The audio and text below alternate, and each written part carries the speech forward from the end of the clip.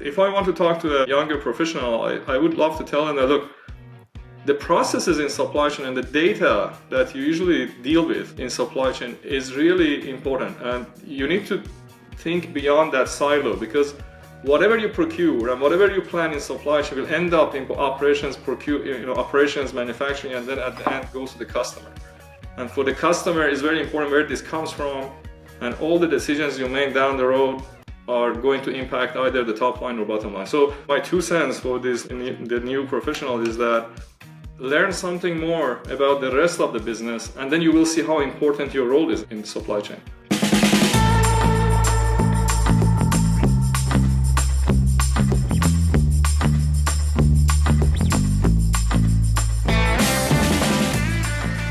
Thank you so much for joining another edition of The Never Ending Climb for Stronger Supply Chain and Procurement. Today, I've got the great pleasure of being joined by Rouzbeh Amini, and he is a global leader in sustainability.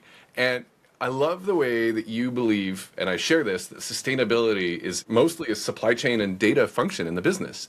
Thank you so much for joining. Sean, thank you for inviting me. I'm very happy to be here. I have a pleasure having this conversation with you and your audience. So I'm always curious, how did you get where you are now? And how did you go from data into sustainability? It's a very good question, and it is not a path that I really designed. There were some things happened during one of my past jobs, which, well, to be more specific, I had a client, a very large client. Actually, I was working with Cargill, and over there, this is about 8-9 years ago, where I was introduced to sustainability topic. My background is digital transformation and data. I'm an engineer by training. So over there, I learned more about sustainability, and the topic was still quite new in the form that we see today. And I was running a data strategy over there. I was helping them, and then I bumped into the topic of sustainability, and that changed my whole life from then, because I loved it, and I dived into it. I learned that it's really a data problem, and in many senses it goes to product and supply chain. And well, I picked it up. It became a very interesting challenge for me to learn the topic and dive into it and find the relation to business, top line, bottom line, and the business discussions. So then, well, because of my background digital, I started looking at sustainability from data and technology perspective.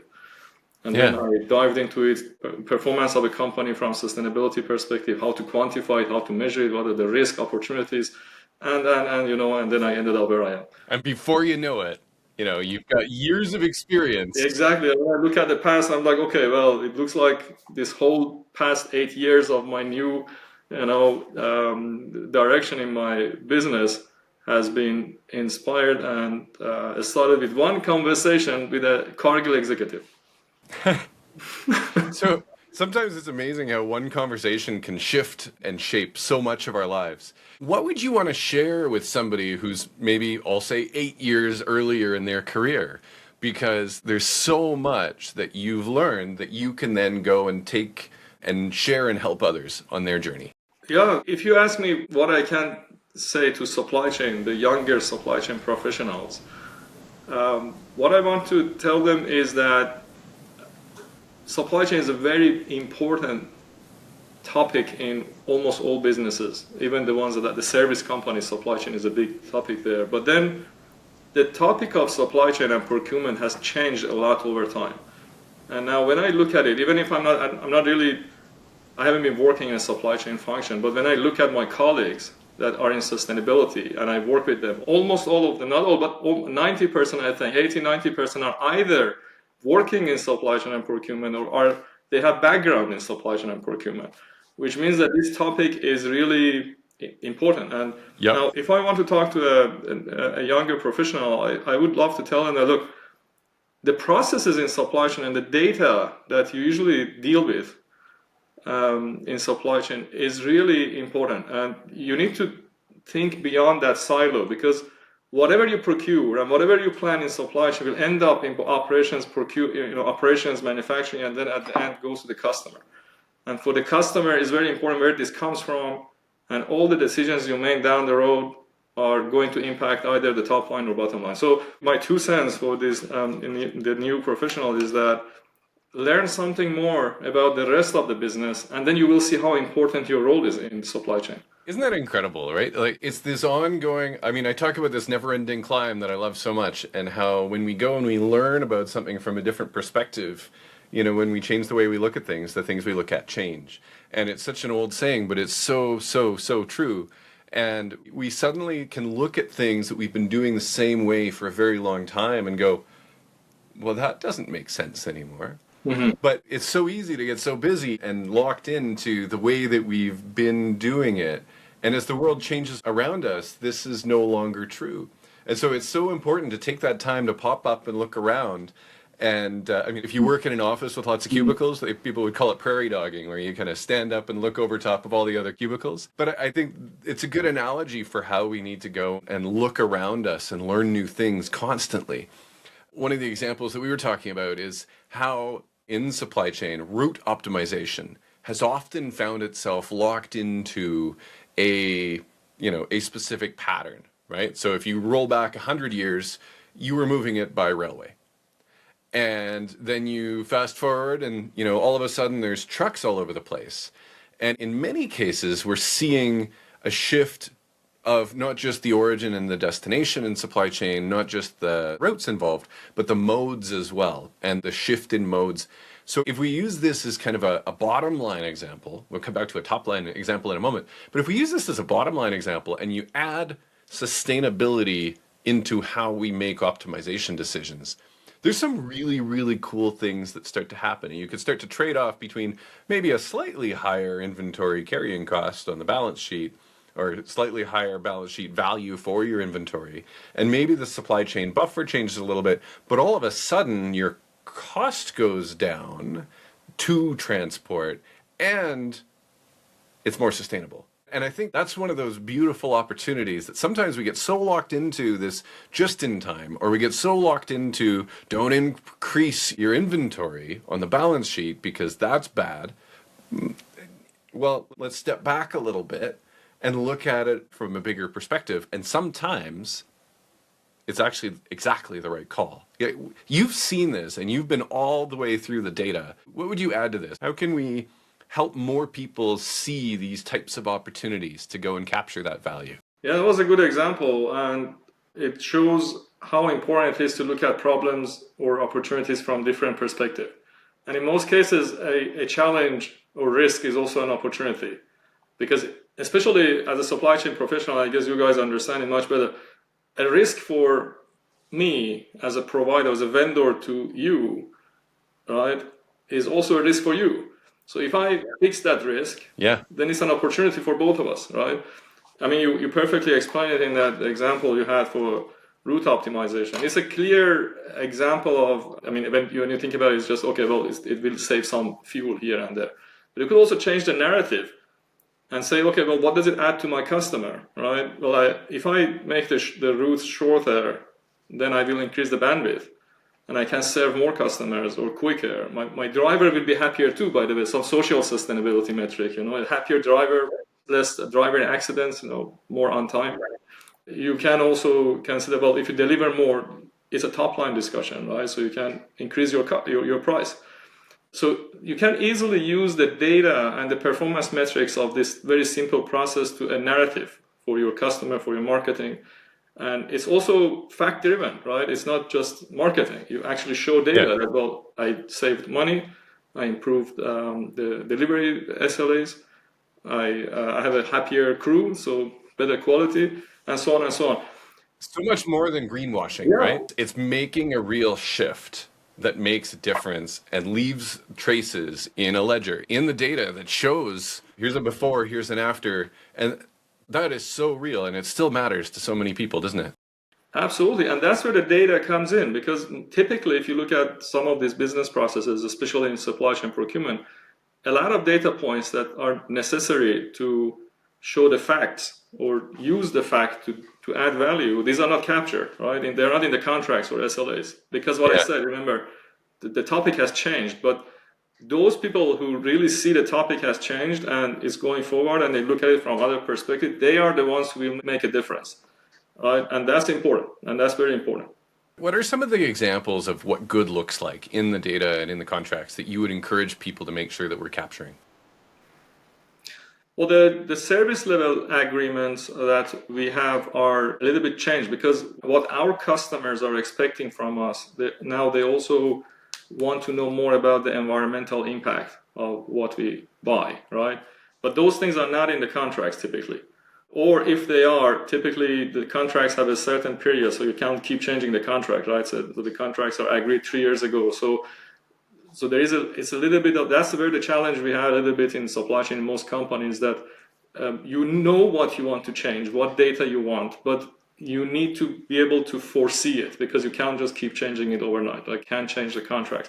But some of these data that you need, and they are possibly new for some companies, is carbon metrics, environmental impact, supply chain resiliency, by the way. I mean, because sustainability is not only about environment, it's also, social.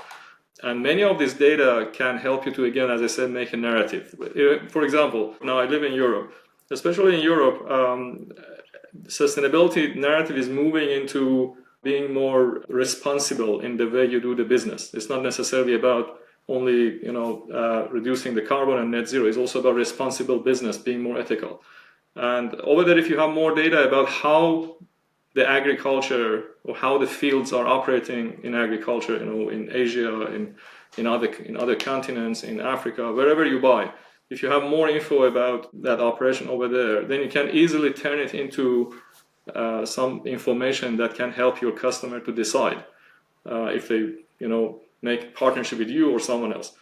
This data is typically not in contracts. Wage information, females, child, all sort of information that are typically not captured in supply chain. What I love about this is the reinforcement of step back and look at the bigger picture. And I think that bigger picture brings us to this huge opportunity in front of us to take sustainability you were sharing earlier, of bringing this to the top line, not just the bottom line, and not just a, hey, here's our scope X, right, reporting requirement, but bring this to, I'll call it the top line of the business, something that really matters to every business. Yes, one of the very important topics recently, and this is due to the new atmosphere in sustainability, but it's actually a good move, good thing happening, is that the sustainability topic is now, instead of being only a company or enterprise compliance topic, is becoming a product topic, Yeah.